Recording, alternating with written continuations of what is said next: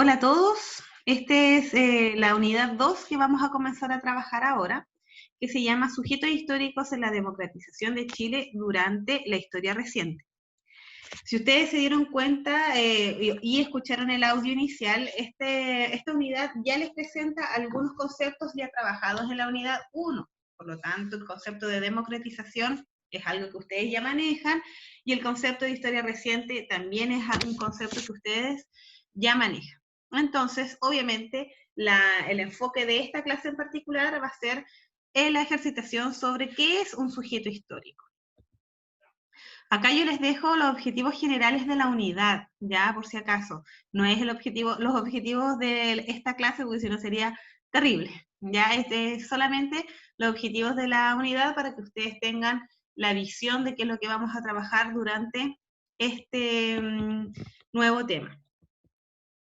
Bien, acá es súper importante que tengamos en cuenta algunas cosas que lo hemos dicho en la unidad anterior. Por ejemplo, que la historiografía siempre va marcando los temas históricos que se están resaltando más en determinado periodo, ¿ya?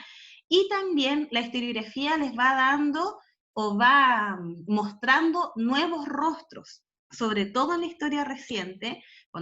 Voy a hacer un alto, cuando nosotros hablamos de historiografía son aquellas escuelas en que los historiadores relatan sus interpretaciones de la historia haciendo ciertos enfoques que se distinguen de otros, ¿ya? Nosotros decíamos en la unidad pasada que la historiografía, hay una historiografía muy positivista, muy apegada a los datos, a los hechos, sin mayor interpretación.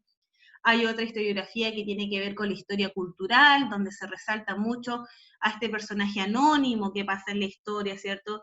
Los campesinos, las mujeres, hay una historiografía feminista donde solamente resalta el rol y figura de las mujeres, y hay otra historiografía que es de carácter más política, donde se resalta el discurso de la historia en función de estos grandes políticos o líderes que han tomado el liderazgo en la historia, ¿ya? ¿Hay alguna historiografía mejor o peor? No, ninguna. Todas son buenas, todas son necesarias porque permiten tener distintas miradas de la historia, ¿ya? Siempre y cuando estas escuelas historiográficas se apeguen al rigor histórico, de la disciplina histórica, porque la historia es una ciencia. Ya, si yo escribo historia por escribir, quizás se me ocurrió hablar, no sé, de Arturo Prat y de lo que yo creo de Arturo Prat, eso no es historia, eso es solamente una opinión. Bien, bien dicho esto, entonces la historiografía va cambiando de tiempo en tiempo sus enfoques, sus miradas, va resaltando a distintos personajes, y en esta unidad vamos a hablar sobre el sujeto histórico, o sea, quién es el protagonista de la historia. Bien, entonces acá yo les pongo como la introducción de esta unidad. En esto se busca que ustedes analicen los procesos de la historia reciente de Chile. Ya nos vamos a enfocar solamente en Chile. Y que discutan sobre el concepto de sujeto histórico. O sea, hoy día vamos a revisar qué significa o qué se entiende por sujeto histórico. También van a investigar esta historia a partir de sus múltiples dimensiones para comprender que el conocimiento histórico, o sea, la forma en que se construye la historia, es producto de constantes construcciones y reescritura, y que se renueva a medida que la misma historia cambia, ¿ya? La historia, por ejemplo, del golpe de Estado del 73, que se escribió durante la dictadura, la que se escribió posterior al regreso a la democracia y la que se escribe hoy día, tiene interpretaciones muy distintas. Ese es el ejercicio que ustedes tienen que ser capaces de identificar y lograr diferenciar, que si bien es cierto, se relata el mismo hecho, pero las interpretaciones cambian. Con todo lo anterior, se espera que ustedes, interesados por la historia, no solo dialoguen sobre ella, sino que también evalúen su propia condición de sujetos históricos.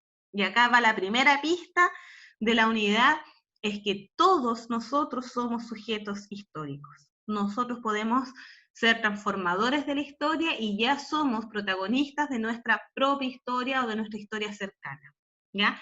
¿Cómo podemos llegar a estar en los libros? Bueno, también teniendo el desafío quizás o el deseo de hacer cambio, básicamente. Bien, ¿qué es un sujeto histórico? Los que protagonizan la historia, ahí sale, ¿ya? Definiendo el sujeto histórico. Desde ya les digo que no les voy a decir lo que es el sujeto histórico, sino que ustedes tienen que ir haciendo una construcción de distintas perspectivas a lo que ustedes entienden por sujeto histórico, que después lo vamos a aclarar en clase, ¿ya? Bien, en este aspecto de definiendo el sujeto histórico, la historiografía mantiene una discusión abierta sobre qué es el sujeto histórico.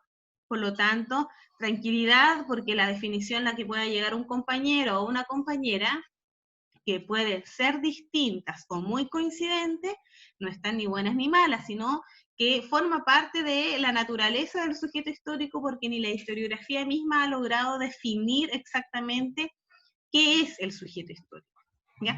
Un ejemplo es que ha abordado la historiografía cómo se ha pasado de grandes personajes y héroes a personas comunes y grupos. ¿Ya? Eso quiere decir que la historiografía ha pasado de tener sus ojos puestos en grandes militares, en grandes políticos, en los presidentes, a mirar también en ese mismo periodo de tiempo a las personas comunes y corrientes o agrupaciones que quizás en una primera mirada quedaban en un tercer o cuarto plano.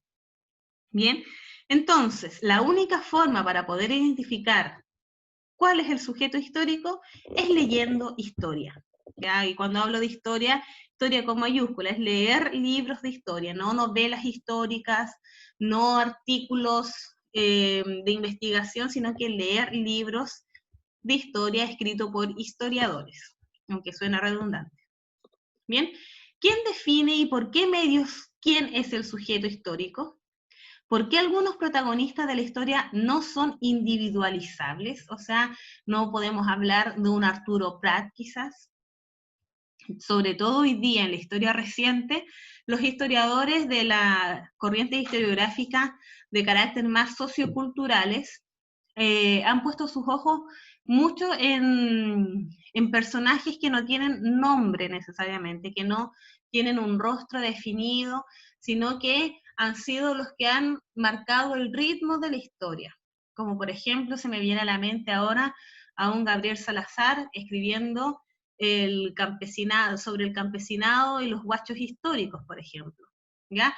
Algo que no tiene figuras, que no tienen personajes, no tienen nombre, mejor dicho, o que nos pasaron como al podio de la historia, pero que sí fueron sujetos históricos.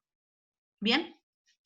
Hay otras historiadoras, por ejemplo, si nos vamos a la historia universal, como una historiadora chilena, Marcela Cubillos, que se ha especializado en historia clásica.